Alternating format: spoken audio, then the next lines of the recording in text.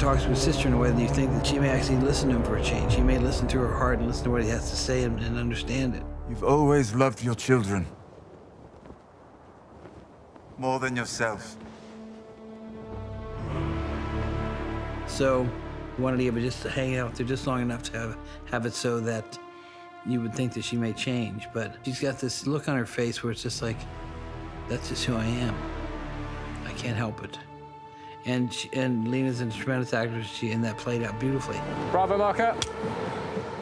There's such a kind of basic kid in her still. So I think she sees him in the moment asking her to do something for him. I beg you.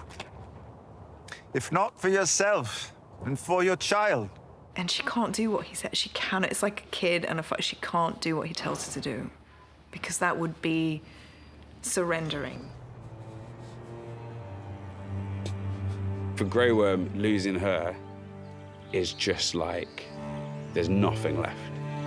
There's just nothing. He has nothing left now. She has taught him how to be a human being. Like, her and Dany have nurtured him into being human.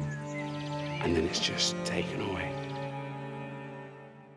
Hi everyone, it's Charlie. Game of Thrones Season 8, Episode 5, the Daenerys and Cersei apocalypse is upon us, so we gotta break down some of these new previews that they've released. You look at a lot of the stuff that's going on with Cersei, and it seems like she feels she's already beaten Daenerys, so what is the diabolical things that Cersei could do to possibly beat Daenerys? Because from the look of Daenerys in a lot of these previews, she is completely unhinged, and as Grey Worm says, the leader of her army, one of the most fearsome fighting forces on the planet, the Unsullied, he says because they lost Missandei, he's completely lost his humanity now. So everything seems like it's getting ready to go up in flames for Team Daenerys. So if you're new to the channel, be sure to subscribe to get the Game of Thrones videos. There's a new round of that HBO Now giveaway too. All you have to do to enter is be a subscriber and leave a comment on the video. You think of the coming battle and how bad it looks like it's going to get for both sides, for both Cersei and Daenerys, and you think about what Sansa has done recently, starting her secret plot to get rid of Daenerys, and it reminds you of something that Littlefinger would do. Chaos is a ladder. There is opportunity in chaos, and it seems like Sansa is trying to use that to the advantage of the Stark family. Even though it seems like she's very selfish about this, I think she's all about the Stark family winning the Game of Thrones.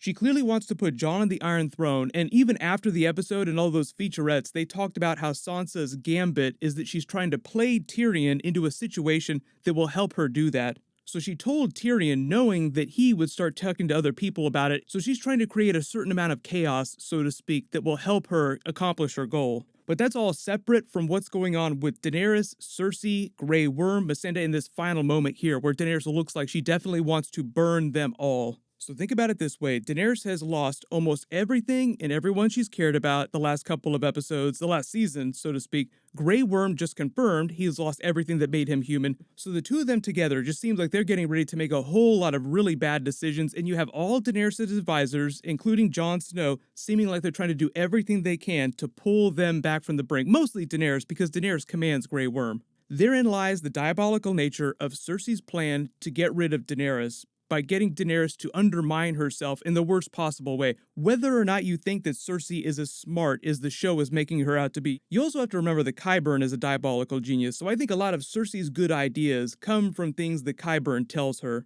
We'll spend the last couple of episode videos talking about George's ending and what we think the show did with the characters and how they may have changed George's ending and what might be similar to the ending in the books. But either way, it seems like George's ending was always headed for a situation like this, where you have Daenerys against Cersei for King's Landing and the Iron Throne. So right now, Daenerys' forces basically are setting up a blockade of King's Landing, cutting off Cersei's supply lines. Daenerys' forces during the War Council meeting were trying to get her to wait a hot minute because you have all this support coming in from around the Seven Kingdoms, and that's a really important piece of Daenerys becoming queen of the Seven Kingdoms. She needs the love of the people. She needs their support, but she also does need reinforcements for her army. But the reason why she didn't want to wait is because she was worried that Cersei would also use that time to bolster her forces, just making the inevitable final battle take that much longer. So she wanted to hit Cersei before she could replenish her forces.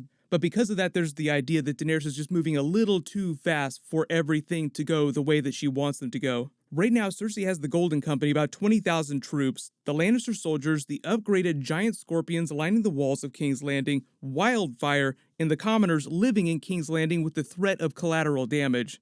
Remember in previous seasons, Daenerys kept saying she didn't want to be Queen of the Ashes. That was a big thing during season 7 too. Her advisors are also kind of reminding her of that during season 8. The way they explained it during episode 4 is that Daenerys and Jon Snow lost half of their forces. I think that's more of a convenience so that people watching the show can understand half. Oh, they lost half. That sounds simple. So Battle of the Mad Queens, it seems like they want to stack the odds 50-50 in either person's favor. Like it could go either way. They actually want to make you think like Cersei does have a chance that she could beat Daenerys.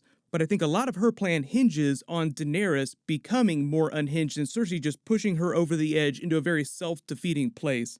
We don't really know if wildfire can hurt Daenerys just because it hasn't been tested yet, and on the show, she's supposed to be fireproof, even though in the books it isn't really a big thing. It was just that one time when she hatched the dragons, the way George R. R. Martin explains it. So just going by the show's rules, it seems like Daenerys would be at least a little bit safe against wildfire. But you look at all these shots of Cersei looking down in the city, and you don't see anybody walking around. Remember during last week's episode where Qyburn was talking to Cersei about letting the citizens of King's Landing into the Red Keep for their quote-unquote protection? Our message was well received then. Your people have heard the usurper is coming. They are grateful for your protection within the walls of the Red Keep. Very interesting then that at the end of the episode when Tyrion is trying to talk some sense into Cersei and says, you don't care about the people and they don't care about you. I know you don't care about your people. Then why would Cersei let them into the Red Keep? Because that would mean that if Daenerys were going to try and take the Red Keep, she would have to come through the citizens to do it. What is the most important thing about Daenerys holding the Iron Throne, becoming Queen of the Seven Kingdoms? The people have to love her, and if she plows through them on her dragon, there's no way that the people will ever accept her as queen. So I think that Cersei is banking on this, and she's going to be trying to use wildfire to her advantage in this situation. So if Daenerys really does wind up burning King's Landing to the ground, whether or not she intends to do that when she's doing all this, that would be Cersei's really easy way to get Daenerys to defeat herself. So you look at all these other preview images, you have Varys and Jon Snow, some Northerners, looking like it's Varys bringing Jon Snow to Daenerys to try and talk some sense into her before she does something really rash before the battle. Because look at these other shots of Grey Worm and Tyrion in Daenerys' throne room at Dragonstone, and this picture of Daenerys in the map table room looking very different than you've seen her in a long, long time. Her hair's down, it's very unkempt, giving her an air of the Mad King, but you look at her face though, she seems more like the sad queen in this picture. Less Mad Queen, more sad queen, but the reason her hair's all unkempt like this is because Missandei isn't there to braid it for her, R.I.P. Tyrion here in the throne room looks triggered, like he just heard Daenerys say something so shocking he can barely believe it, possibly further turning him to Sansa's secret plot to get rid of Daenerys. Because remember, during that conversation with Varys, he really still wanted to be Team Daenerys. I still believe that she's going to do the right thing, and Varys is just completely dead set against it. No, we definitely need to put Jon Snow on the throne, and if Daenerys becomes a problem, we will quote-unquote deal with it. Remember way back during season 7 where Daenerys gave him that ultimatum, you served my brother, you wanted to put him on the Iron Throne, I will burn you if you turn against me. So I definitely think that that's Varys telling us that he's going to get burned sometime in the next 2 episodes. And I swear this, if you ever betray me, I'll burn you alive. You look at this other shot of Grey Worm in the throne room, it seems like he's part of this same scene where Tyrion is so shocked, and it seems like he heard the same terrible thing that Daenerys may have said about the upcoming battle. But because he's so detached from his humanity now, whatever WTF thing she said doesn't seem to faze him in the least, which I think is actually a really dangerous thing. Because remember way back to season 3 when Daenerys got the Unsullied and Kraznys was trying to explain them to her, they'll do anything you want. They're basically like robots. You can use this command rod like a joystick and they will do anything you command, anything, no matter how bad it is. So if Daenerys does go full-on no mercy, then Grey Worm and the Unsullied are really dangerous in this upcoming fight. Because the Jon Snow character is so internalized, you look at some of these other preview images of him on the battlefield getting ready for things to start, and it's kind of hard to pick what's going on in his brain. But given the context of the other previews, it just seems like he, along with the other people that are around Daenerys, are worried about how things are going to go because she doesn't seem to be listening to them. It should go without saying that I definitely think that Cersei is going to die in the last couple of episodes, so whether or not she's successful in her plan to make Daenerys go full Mad Queen, I think she's definitely going down hard. But a lot of people, because Jaime is going back to her, are thinking that he might be the person to kill her because we're still thinking a little bit about the Valonqar prophecy. There are a lot of bigger prophecies that it seems like thus far the show has skipped over. Azor Ahai is just one of the bigger ones people have been talking about. I do think that they'll find a way to fulfill some of those prophecies in a very roundabout way through the last couple of episodes, but not in the way that people expected. So based on what Nikolai Coster-Waldau has said about Jaime's actions and why he went back to Cersei, it doesn't sound like he's going back with the intent to kill her. It just seems like he wants to be with her during this big battle time. There was this really important quote that he had with Cersei where he said, "Nothing else matters except us." So when he said a long time ago, "I want to die in the arms of someone I love," I feel like regardless of what he felt that person was in that moment or how much he loved Brienne when he was with her, it feels like the show is bending over backwards to get him back to King's Landing so that Cersei can be that person for him. Is that Estamont? Tarth, Sir Jaime. The Sapphire Isle. So because the show is trying to do a version of George's book ending for A Dream of Spring, I think given whatever big WTF moments happen, that we'll spend a lot of time sort of backtracking, trying to see how the show tried to foreshadow that. But because they're moving the plot so fast during season 8, I think it's getting a little confusing for people to follow, especially with Daenerys. Like, there are a lot of Daenerys fans out there that are like, wow, why is she going so full Mad Queen so quickly? This seems like she just fell off the deep end suddenly. One way or another, I think we'll know for sure by the end of episode 5 what Daenerys' ultimate fate is going to be, whether or not she comes back for the brink or she goes full Mad Queen. So let me know, do you actually think that Daenerys will go full Mad Queen and quote-unquote burn them all?